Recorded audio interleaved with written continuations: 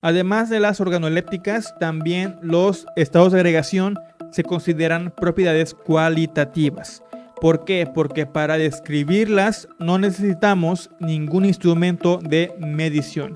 Por ejemplo, puedo distinguir fácilmente el hielo del agua, que en realidad son la misma sustancia, agua, pero solamente que una se encuentra en estado sólido y la otra en estado líquido. Si tocamos el hielo, aparte de frío, lo sentiremos duro, pero a la vez frágil. El agua, sin embargo, podemos asegurar que es líquida o simplemente observando cómo fluye. Un gas solo lo podemos observar cuando se encuentra en forma de coloide.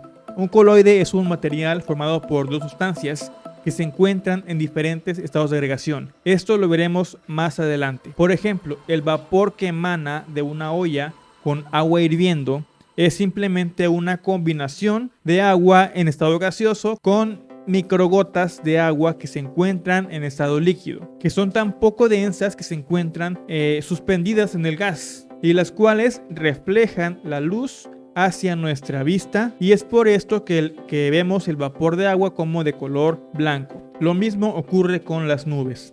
Ahora, el modelo corpuscular es simplemente una representación de las partículas que conforman a cada estado de agregación. En el caso de un material sólido, las partículas que lo conforman se encontrarán siempre unidas unas con otras. De esta manera, todas las partículas, como ven, presentan una fuerza de atracción muy canija, a la que llamamos cohesión. En un material en estado líquido, sin embargo, todas las partículas se encuentran un poco más alejadas, con suficiente libertad para poder moverse y con la suficiente densidad para mantenerse sobre una superficie por acción de la gravedad. La cohesión entre estas partículas podemos decir que es media. En un material en estado gaseoso ocurre absolutamente todo lo contrario que en el sólido, pues las partículas se encuentran totalmente dispersas. Como ven, la densidad de una sola partícula, llámese átomo o molécula, siempre será muy baja en comparación con un montón de partículas que se encuentran unidas o aglomeradas, como pasa por ejemplo en el estado líquido o en el estado sólido, y por lo tanto se mantienen en el aire durante determinado tiempo. Las partículas están tan separadas que cada una puede llegar a tomar rumbos distintos. Mientras más se alejan, más se expanden y más se dispersan en el aire. El tiempo en el que las partículas caen al suelo o a una superficie depende mucho de la densidad de la sustancia. Por ejemplo, cuando se trata de agua, el vapor subirá y no caerá a menos que se enfríe y ocurra una condensación. Recordemos que la condensación es pasar del estado gaseoso directamente al líquido, es decir, lo que ocurre cuando llueve.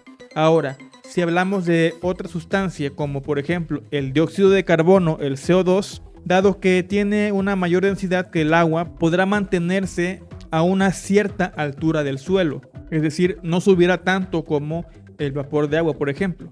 Por último, como dato extra, tenemos el plasma, que es el cuarto estado de agregación.